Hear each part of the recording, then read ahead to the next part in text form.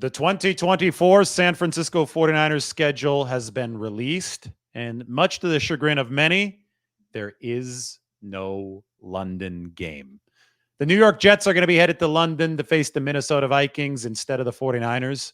San Francisco must head to Minneapolis again for the second straight year in week 2 to play the Vikings. But that's not all terrible news. Those of you who like burgers, you'll be able to head to Matt's Bar and Grill in Minneapolis to check out the local specialty, the Juicy Lucy at Matt's. The molten cheese inside the burger itself. If you want a video of what that looks like, this is from the Tuesday after last year's Monday Night Football game. There you go. The Juicy Lucy at Matt's. You can have it in Minneapolis when you go to watch the 49ers this year. Anyway, back to the schedule. We're going to go through this week by week. We're going to break it down the only way that we can break it down, and that is thoroughly. The 49ers 2024 schedule. As you can see, it does open up against the New York Jets. We already knew that yesterday. So Aaron Rodgers, who's only played a handful of snaps for the Jets, is going to make his way to Levi's Stadium. We're also going to see Robert Saleh. We'll see Solomon Thomas. We'll see Javon Kinlaw. Might see Isaiah Oliver, who's currently on the Jets. That is a Monday Night Football game. That is one of 6 Monday Night Football games for the 49ers, or 6 primetime games. 2 Monday night games, 2 Sunday night games, and 2 Thursday night games for the 49ers, which is not great, I think, for the rest balance over the course of the season. They're one of the few teams with 2 Thursday night games, but they're the team with 6 primetime games. That is the most in the NFL. And that first primetime game is going to come with the season opener against the New York Jets. If you go down the schedule, you'll see that it's at Minnesota, as I just showed you with the Juicy Lucy's, in week 2. And then it's a trip to LA to face the Rams in week 3. The home games on this schedule are highlighted in yellow or gold, and the away games are highlighted in red. As you can see, there are no stretches of more than 2 games, home or away, on this 49ers schedule, which I do think is relevant, which I do think is potentially beneficial to the football team. Once you start being away from home for 3 weeks, it's if you go on a slide, it hurts your chances of getting right, because it's harder to win on the road than it is to win at home. So I think that's one thing. But 2, you also ensure that you get better travel balance, better mileage balance if you're the 49ers. And for a team that's based on the West Coast, I think that's really important to keep in mind. This is the total mileage that is going to be traveled by each team this year. Last season, the 49ers were the second highest in the league. They're just short of 30,000 miles. They're just behind the Seattle Seahawks. This year, the 49ers are number 5, 24,575 miles traveled for the 49ers, down from nearly 30,000. So that's gotten a little bit better logistically.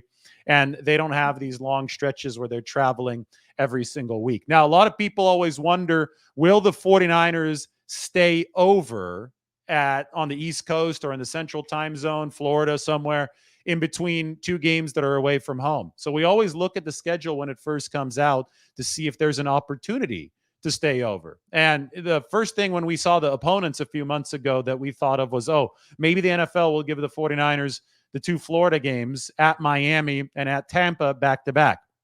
That has not happened. Tampa's on November 10th. Miami's on December 22nd. So that means 2 separate trips to Florida will be needed. However, there are 2 straight road games for the 49ers in weeks 12 and 13 at Green Bay and at Buffalo. One is in the Central Time Zone, Green Bay. The second is in the Eastern Time Zone, Buffalo, New York. That's November 24th and December 1st. However, Thanksgiving falls on the Thursday between those 2 games.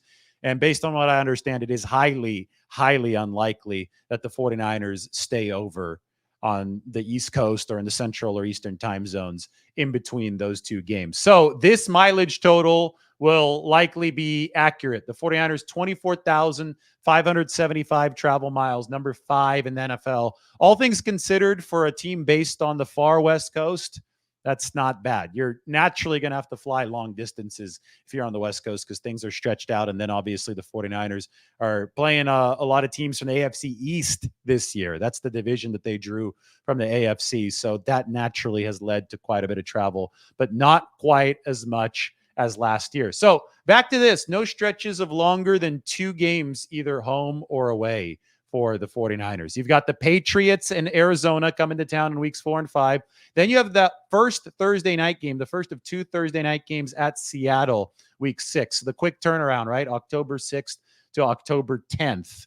That's not going to be easy, but the 49ers do have supposedly a softer NFC West opponent, but you just never know how good these teams are actually going to be. It's the NFL. Things change quickly, so they'll have to be able to buckle down and get ready quickly for Seattle. Then comes week 7 and 8, the Chiefs and the Cowboys at home. I've got a quick little question about the toughest stretch that I'm going to pose in a second, and you can bet that that's going to be part of this discussion because Kansas City, that's a marquee matchup, Super Bowl rematch at Levi's Stadium on October 20th, followed by the Dallas Cowboys coming into town for a Sunday night football game on October 27th. The bye week is right in the middle of the season for the 49ers, which is just the way they like it. In 2019, they had a bye in week 4. So they played 3 games and they went straight into a bye. Kyle Shanahan wasn't a fan of that. Nobody was a fan of that. You want to be able to lick your wounds halfway through. That way that you get that boost. And the goal is to get another bye after week 18 before the divisional round of the playoffs. 49ers accomplished that with the number 1 seed last year. So if they can have equidistant buys throughout the course of this campaign, the 49ers will be happy. They just have to earn that bye that is coming up after the end of the regular season. That's one that's not guaranteed, but that's one that they can get during the wild card round. After the bye, they fly to Tampa, then back home against Seattle, then off to Green Bay and Buffalo for that 2-game stretch that I talked about, but a return home in between each for Thanksgiving. The Bears and the Rams visit following that. Now, remember here, 2 Thursday night games. The Rams on December 12th are coming off of very short rest, as are the 49ers, leaving that game against the Bears. So the 49ers have 2 division games on Thursday night, and I think that may help even things out, make it a little bit more fair. Yes, the 49ers have 2 division games, but each time they're playing an NFC West team. So that NFC West team is going to have to also deal with a Thursday night game in that situation. 49ers will leave that Thursday night game against the Rams, and that sets up a game in Miami on December 22nd. We talk about Miami. Well, that could be a potential good weather break. You can head to Miami in September and really just swelter. I mean, that's hot weather. December 22nd is damn near perfect weather usually in Miami. It doesn't rain as much even in December as it does in the summer in Miami. So maybe the 49ers catch a break with the timing of that trip to Miami. If the weather is indeed really good outside, you can head out to the Rusty Pelican. This is my Miami food recommendation. The oysters, excellent food at the Rusty Pelican, which is right on the water. A little hybrid action with the food. You've got the sushi, you've got some lobster sandwiches as well. And Miami is obviously a beautiful place when the weather is clear. So you can eat at the Rusty Pelican when you are in Miami on December 22nd, right before Christmas. Rounding out the schedule for the 49ers after that is an NFC Championship game rematch. Detroit Lions are heading to Levi's Stadium on December 30th. Day or really the night before New Year's Eve, because it is yet another primetime game, the second Monday night football game in week 17. Finally, Arizona, a trip there where the 49ers actually clinched the NFC West last year. That's coming on January 4th or 5th, depending on where the NFL wants it, Saturday or Sunday. So I look at this schedule. I obviously see the 6 primetime games, but I have to zero in on week 7. That's the Kansas City Crucible. It's obviously a Super Bowl rematch, a 2-time Super Bowl rematch. The 49ers have lost to the Chiefs twice in Super Bowl 54 and Super Bowl 58. Similar to how the 49ers in the 90s lost to the Dallas Cowboys in the NFC Championship game twice. They ultimately had to overcome the Dallas Crucible, get over the hump of the Cowboys. That happened in 1994 in the NFC Championship game.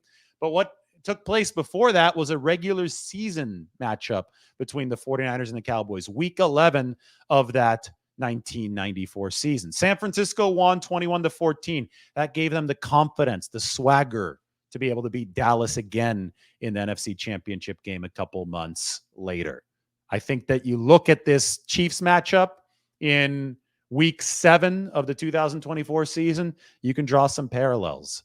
49ers have had, on paper, the better team than the Chiefs twice in the Super Bowl, but they've lost both times. They've got to prove to themselves that they can beat Kansas City. Will it be a must win or the season's over? No, nobody's saying that. But will it be a win that you really want to look at and have, so that way you have that confidence, that notch in your belt as you head into the playoffs and maybe the Super Bowl against the Chiefs? Of course. I think that's the point of week 7. Tom Brady's going to call that game for Fox, by the way. That's going to be a very, very scrutinized game at Levi's. So make sure that you're locked in, and I'm sure you will be locked in on October 20th when the 49ers face the Chiefs. And, that leads me to ask, what's the toughest stretch for the 49ers in this schedule? Is it week 6 to 8 when they play Seattle on the road on Thursday, a longer rest before they face the Chiefs and the Cowboys at home? I think they'll certainly earn their stripes before that bye week in week 9. Seattle, Kansas City, Dallas, or is it weeks 12 and 13? A game at Green Bay and a game at Buffalo. Then they get to play the Bears back at home. So I don't include that in the difficult part of that stretch. But obviously the Packers are a good team and the Bills are a good team too. Both of those games are going to be on the road, and there's some bad weather potential in both of those two games. It's Green Bay on November 24th and Buffalo on December 1st. It could be snowy. It could be windy. It probably won't be very good weather. And that could put the 49ers at a little bit of a disadvantage, especially against somebody like Josh Allen.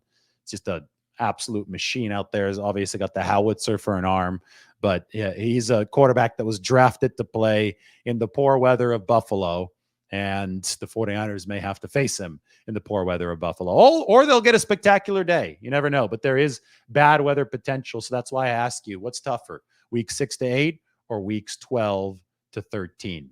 Anyway, that is the 49ers schedule, all 24,575 travel miles. Gave you a couple food recommendations on the way too. It's not going to be easy for the 49ers, but if they can make it to the end, if they can grab that number 1 seed and actually win the Super Bowl this time, then it will be worth it. No London game. I know that's bad news for some people, but 49ers will have to wait for that international game another year. That's the schedule. We'll talk to you soon.